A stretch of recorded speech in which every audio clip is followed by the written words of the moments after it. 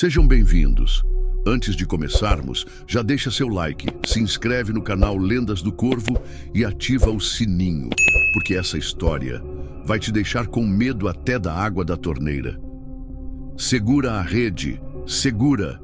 Meu Deus, olha isso, isso tá olhando pra gente. Em junho de 2022, no litoral do Pará, um grupo de pescadores registrou algo que não deveria existir.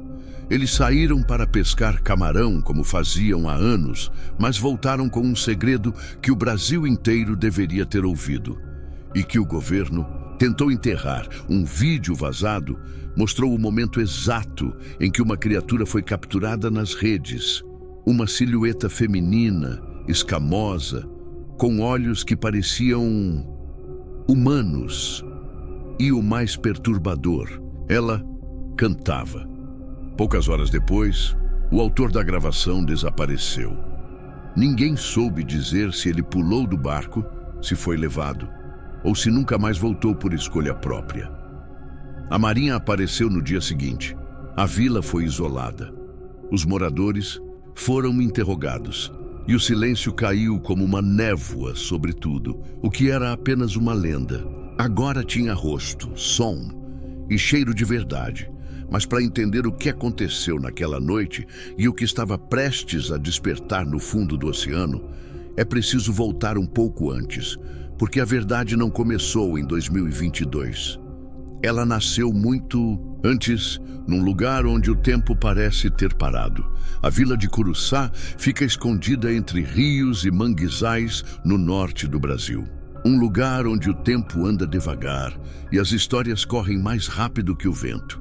Pequena, silenciosa, cercada por maré, peixe e fé.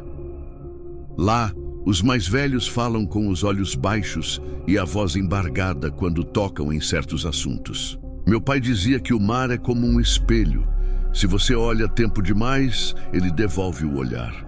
Tinha dias que a rede voltava com peixe. Tinha dias que voltava com ossos. São histórias contadas no alpendre, ao cair da tarde. Vozes roucas falando das mães d'água. Seres femininos que cantavam à noite, atraíam os homens para o mar e nunca mais devolviam. Alguns diziam que era invenção para assustar criança.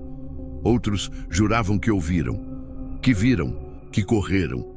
Um pescador já cego repetia o mesmo verso sempre que ouvia trovão. Quando o mar canta, ninguém escapa. E por muito tempo, tudo isso ficou restrito às rodas de conversa e à beira do fogo. Até junho de 2022, a embarcação Estrela do Norte partiu no fim de tarde com 5 homens e um objetivo: camarão. Eles não sabiam que estavam prestes a virar parte da lenda. O que voltou foi só metade do que saiu. Um deles desembarcou calado, outro gritava de madrugada, como se estivesse se afogando dormindo. O mais novo desapareceu antes mesmo de chegar em casa. E quando o vídeo começou a circular entre os celulares da vila, a dúvida acabou. Não era história, era prova. Mas o que aquela câmera registrou era só o começo, porque naquela noite o mar devolveu mais do que segredos. Eram quase 2 da manhã quando a rede afundou de forma estranha. Mais pesada do que o normal, mais lenta, como se tivesse agarrado numa pedra ou num corpo. No começo, os homens pensaram que fosse um atum grande, uma tartaruga, talvez até lixo. Mas quando puxaram, viram os olhos, e os olhos viram eles de volta. Um dos pescadores, o mais jovem, apelidado de Magrão, puxou o celular e começou a gravar. Luz do barco revelou o contorno de um rosto pálido, escamoso, com cabelos longos grudados no corpo como algas. Era uma mulher, mas não era humana. No lugar do nariz, 2 pequenas fendas se abriam e fechavam como guelras. A pele, esverdeada, brilhava como limo, e a boca estava aberta, cantando. Não havia letra, não havia ritmo, mas todos os homens ouviram. Dentro da cabeça foi quando um deles caiu de joelhos e começou a chorar. Outro soltou a rede, gritando que aquilo era o diabo. Magrão continuou filmando. tremendo, sem respirar. Na gravação é possível ver a criatura se debatendo e sorrindo. Ela não parecia presa. Parecia fingir estar presa. E então, de repente, a câmera cai. O vídeo termina com um som de água se partindo e um grito abafado. Na manhã seguinte, o barco atracou vazio. 3 homens estavam em choque. Um estava com ferimentos nos braços, como se tivesse sido arranhado por lâminas finas. Magrão não estava em lugar nenhum, nem no barco, nem em casa, nem no mar. Apenas a gravação ficou, e quando ela começou a circular na vila, os boatos viraram certeza. O mar tinha devolvido alguma coisa naquela noite, mas tinha levado algo muito maior: o silêncio.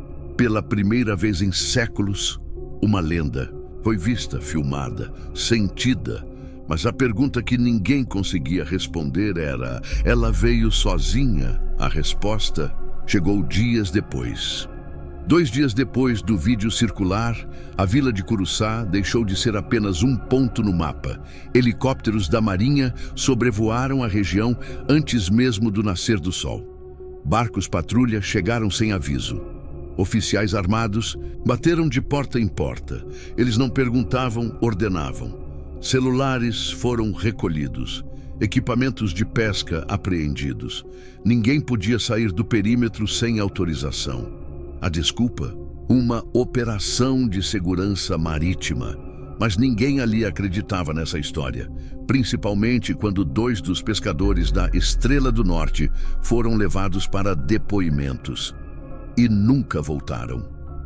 Um deles, o mais velho, havia dito antes de ser levado: não era uma criatura, era uma patrulha. Elas estavam vigiando, como se o mar fosse território delas. A frase se espalhou como febre, e pela primeira vez os moradores não se sentiam mais pescadores. Se sentiam vigiados. Um rádio local, o único que transmitia programas da comunidade, saiu do ar depois de tocar, por engano, um trecho do áudio vazado. A gravação completa jamais foi recuperada. Só se ouvia o início. Ela está dentro da rede, mas não parece com nada que eu já vi. O silêncio que veio depois foi pior que qualquer som. A vila, antes cheia de vida, se calou. Os barcos pararam de sair. Os mercados ficaram vazios.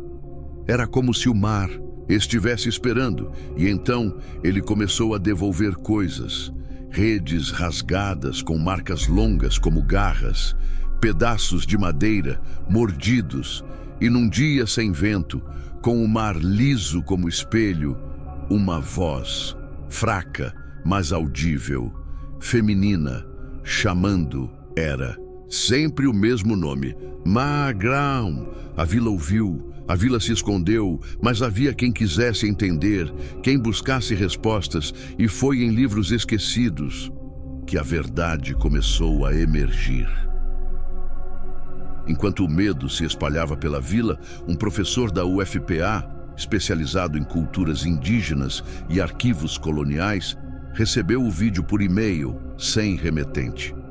A gravação estava fragmentada, mas o suficiente para que ele reconhecesse algo. Não era a criatura, era o cântico, um som ancestral, semelhante aos registros que ele havia estudado durante uma expedição no interior do Pará, anos antes. Em diários jesuítas datados de 1652, havia relatos de entidades marinhas femininas com olhos vivos e vozes roubadas. Descrições detalhadas falavam de rituais realizados à beira dos rios, onde mulheres se jogavam nas águas e nunca mais voltavam. Mas de tempos em tempos, voltavam outras, seres parecidos, mas corrompidos. Vozes doces, mãos com garras. O professor reuniu os documentos, registros antigos, artefatos e tentou contato com a imprensa. Ninguém respondeu. Tentou publicar um artigo.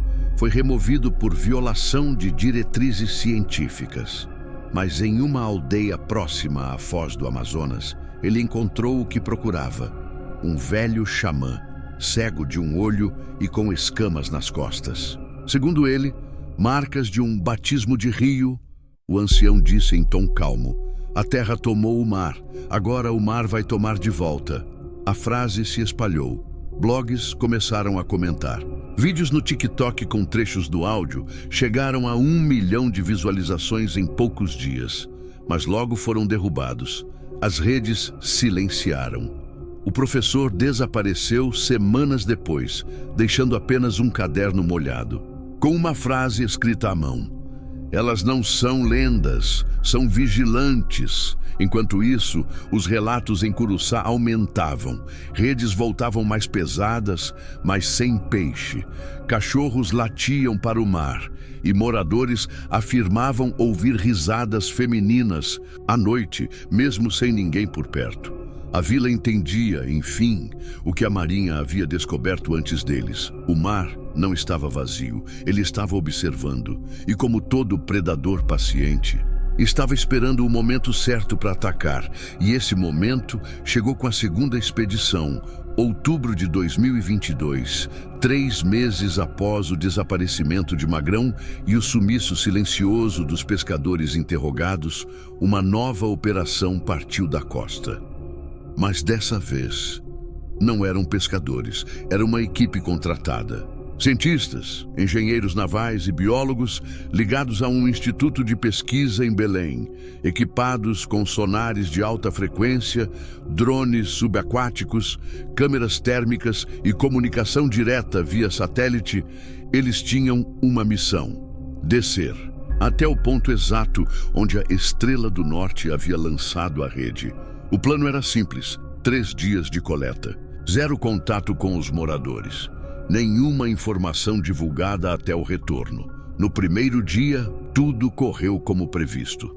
O mar estava calmo, os equipamentos funcionavam perfeitamente, mas na madrugada do segundo dia, o canal de rádio transmitiu algo que ninguém entende.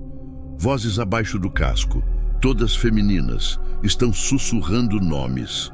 O terceiro dia amanheceu com o sinal do barco completamente fora do radar.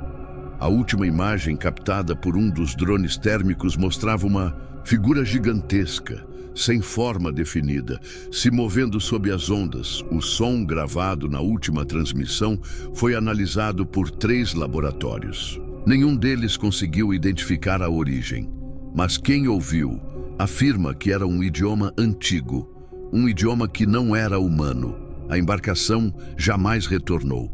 Nenhum destroço foi encontrado, nenhuma resposta foi dada. O Instituto se recusou a comentar. A Marinha negou o envolvimento, mas moradores da vila contam outra versão. Eles dizem que, naquela noite, o mar ficou vermelho e que na manhã seguinte, peixes começaram a aparecer boiando, todos com os olhos arrancados. Os barcos voltaram a ficar presos no cais. O medo já não era mais de lenda, agora era de vingança, porque se as sereias estavam de volta, era porque tinham sido provocadas. E o mar nunca esquece. Desde aquela expedição, o silêncio voltou a pairar sobre a vila, mas o mar nunca mais foi o mesmo. Relatos de barcos desaparecidos se multiplicaram ao longo da costa. Em praias do Maranhão ao Amapá, surgiram carcaças com marcas de garras. Em outras, as vozes voltaram a cantar. Moradores começaram a ouvir nomes durante o sono. Cachorros latiam para o mar sem parar. Redes voltavam intactas, mas cheias de escamas. A Marinha nega tudo. O governo silencia, mas os pescadores, eles sabem que o oceano tem olhos, sabem que o que foi filmado não era uma aberração, era um aviso. A pergunta agora não é mais se elas existem, mas o que elas estão esperando para fazer. Se você ouviu um canto estranho à noite, não olhe para a água. Curtiu a história? Então mergulha no like, se inscreve no canal Lendas do Corvo e compartilha com quem você não quer perder para o mar. Até a próxima lenda, se ela deixar a gente contar.